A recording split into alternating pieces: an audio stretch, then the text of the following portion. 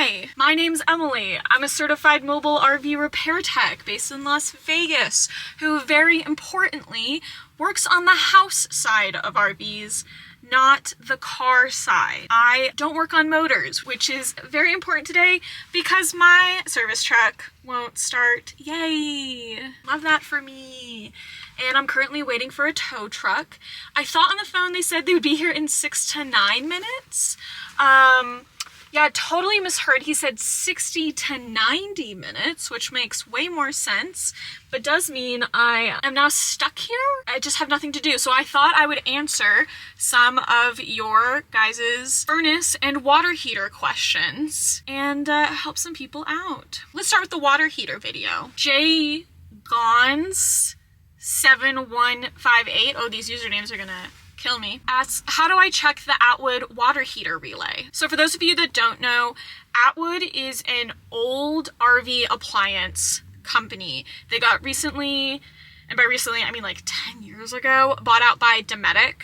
So Atwood, Dometic, they're the same thing. Editing Emily here. I did not do a great job in the truck describing this. Listen, I had a lot going on. It was a long day. I found this really great diagram from eTrailer. Thank you, eTrailer. Basically what you want to do is with your water heater turned on and turned to electric, so just keep in mind that there's electricity going everywhere. Set your meter to volts DC and you want to check for power across here and here. So put your black probe on this green wire and your red probe on this yellow wire, and you're looking for 12 volts. If you do not see 12 volts there, then you need to start looking at the circuit board, make sure it's sending power to this relay, make sure there isn't a broken wire somewhere. But if you're getting 12 volts across these two wires, then the next thing that you want to do is take your black probe and put it on a metal part of the tank, because the tank is grounded, and then place your red probe here. And you're looking for 120 volts AC, so make sure to change your meter to AC for this. Basically what this relay does is it looks to see, are we getting the signal from the circuit board to turn on this water heater element? And if we are getting a signal, then let's let power go through to the water heater element. That's all the relay does, just closes a switch. But yeah, if you're getting 12 volts into the relay, but you're not getting 120 volts out, then the relay is your problem. Switch it out and you should be good to go. Back to the truck. Then on to the furnace video. You guys had more questions about furnaces, possibly because I didn't have a furnace to show you. I just had a circuit board. So I've gotten more questions on the furnace video. Marv Faber has a water heater that will light and then shut off within 1 to 2 seconds. It tries it 3 times and then it fails. Your problem most likely is with your igniter. So look at pulling out your igniter, clean it off with a little sandpaper or an emery cloth and put it back in. See if that solves your problem. If it doesn't, try replacing the igniter. They're relatively cheap. Inside of the igniter, there's also something called a flame sense, which is doing just what the name says and trying to sense if there is a flame. So that way it keeps trying if you didn't get flame the first time, and if the flame sense goes, then it's gonna keep trying to ignite because it hasn't sensed that there's a flame. Igniters are relatively cheap. Switch it out and you should be good to go. User XB5WS2FF2M says, hi, I'm not receiving 12 volts to my circuit board from the thermostat. Could the fact that I installed a heat pump on the roof be part of my problem? Maybe.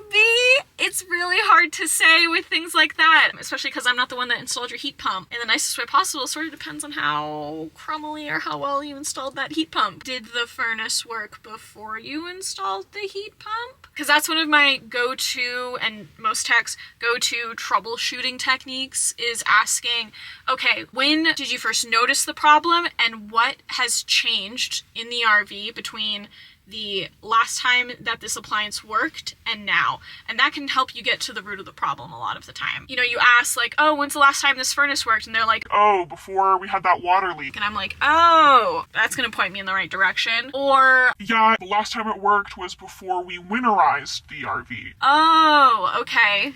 See, now it's gonna point us to, let's look at all of the things that are involved in between these 2 points in time. And that can get you really far without even using like a multimeter and fancy tools. Oh my god, Meshano?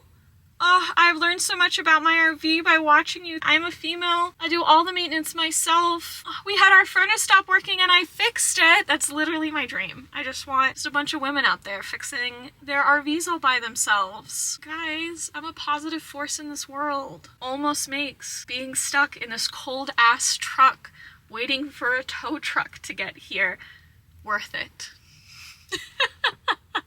And then this person wants a video on how to test their thermostat. I always have to Google the colors, I'm not gonna lie. The ones inside the appliances, I've got in my head like this. The ones in the thermostat, for some reason, I always have to Google just to remember all the colors because it is not intuitive at all. Oh, okay, boom. So if you open up your thermostat, it should hopefully, if it's not one of the newer ones where it looks like a Cat 5 cable, it's gonna look something like this. And we're always looking for our known good ground. Talk about it in almost every troubleshooting video I do. You may need to look it up for your specific thermostat because it can vary from thermostat to thermostat.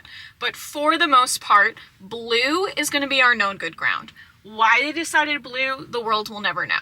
But blue is where you're gonna put your black probe, and then you're gonna poke your red probe on the other colors, depending on what it is you wanna test. Red is power coming in, so I usually wanna start there and just make sure power's making it to the thermostat. Yellow is the air conditioner, white is the furnace, gray is low fan, and green is high fan. Thank you, internet. And so if you wanted to test that the thermostat is sending power and signal to the furnace, you're going to take the thermostat, you're going to set it to furnace to heat, and you're going to set the temperature to like 90, just as hot as the thermostat will go. And then you're going to put your black probe on blue and your red probe on white, and you should see something in the realm of 12 volts. If you're not getting 12 volts, double check that red wire and make sure that power is making it to the thermostat. But if power is making it to the thermostat and it's not sending it out when you turn the thermostat to furnace, then the thermostat's most likely your problem.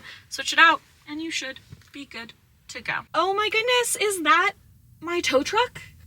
Oh, there we go. An easy, short video, hopefully. Good luck to editing, Emily, making any part of this make sense. And hopefully I can figure out what's wrong with my truck. This has been RV Repair Woman. You got this.